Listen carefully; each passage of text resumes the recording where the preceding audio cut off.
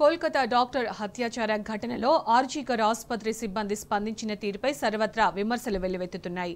ఈ విషయంలో hospital staff ఆది నుంచి అనుమానాస్పదంగానే వ్యవహరించారని తెలుస్తోంది.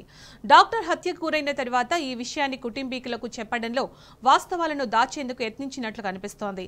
జ్వరం వచ్చిందని ఓసారి, ఆత్మహత్య యత్నానికి యత్నించిందని ఇంకోసారి, సూసైడ్తో మరణించిందని మరోసారి ఇలా రకరకాల సమాధానాలు చెప్పినట్టు సమాచారం.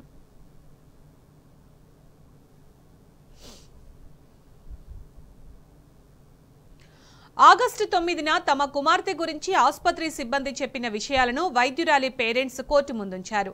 తెల్లవారుజామున 4 గంటల సమయంలో ఆమె చనిపోతే ఉదయం 10 గంటల 53 నిమిషాలకు తల్లిదండ్రులకు ఆసుపత్రి సిబ్బంది ఫోన్ చేసినట్టు వెల్లడైంది.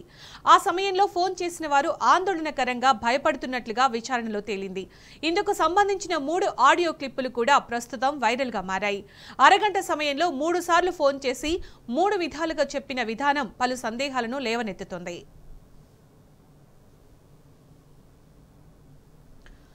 దేశవ్యాప్తంగా సంచలనం సృష్టించిన ఈ కేసులో వరుస పరిణామాలు చోటు చేసుకుంటున్నాయి. ప్రస్తుతం ఈ ఆడియో క్లిప్పింగ్లు కేసులో కీలకంగా మారనున్నాయి. ఇప్పటికే తమను 3 గంటల పాటు నిరీక్షించేలా చేశారని తల్లిదండ్రులు హైకోర్టులో వేసిన పిటిషన్లో పేర్కొన్నారు. ఉద్దేశపూర్వకంగానే ఈ జాప్యం జరిగిందని వారు అనుమానిస్తున్నారు. అయితే కోల్కతా పోలీసులు దీనిని తోసిపుచ్చారు.